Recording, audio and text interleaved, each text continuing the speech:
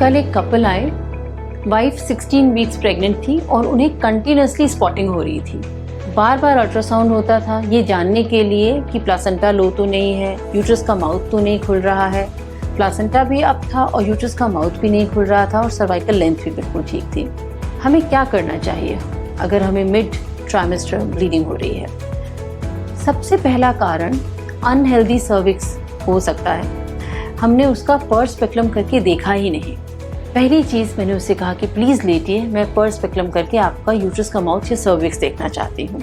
और जैसे ही मैंने स्पेक्युलम डाला तो वहाँ पर एक रेड कलर का पॉलिप था जो कि सर्वाइकल ग्रोथ होती है और वो पॉलिप बार बार ब्लीड करता था, which is a benign thing. इसमें डरने की कोई ज़रूरत नहीं है।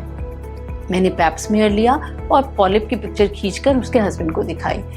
थ्रू आउट प्रेगनेंसी ये पॉलिप थोड़ा थोड़ा ब्लीड करेगा, मगर इसका और कोई हार्मफुल इफेक्ट बच्चे पर या आपकी प्रेगनेंसी पर नहीं है।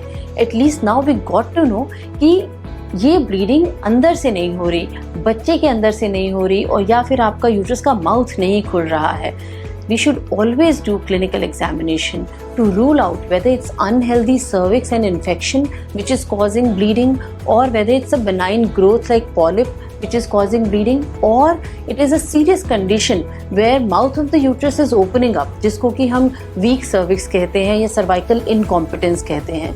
और अगर cervical incompetence या weak cervix is the reason of bleeding, फिर हम उसको सर्कलाज या एक पर्सिंग सूचर लगाते हैं सर्विक्स पर, मोस्टली वजाइनली लगाते हैं। मगर अगर हम पूरी प्रेगनेंसी में बेड रेस्ट नहीं करना चाहते हैं तो ऊपर से अब्डोमिनली रोबोटिक इंस्ट्रूमेंट से एक पर्सिंग सूचर लगाया जाता है यूट्रस के माउथ पर, और उस सूचर के चलते आप पूरी प्रेगनेंसी में बेड रेस्ट की कोई ज़रूरत नहीं होती।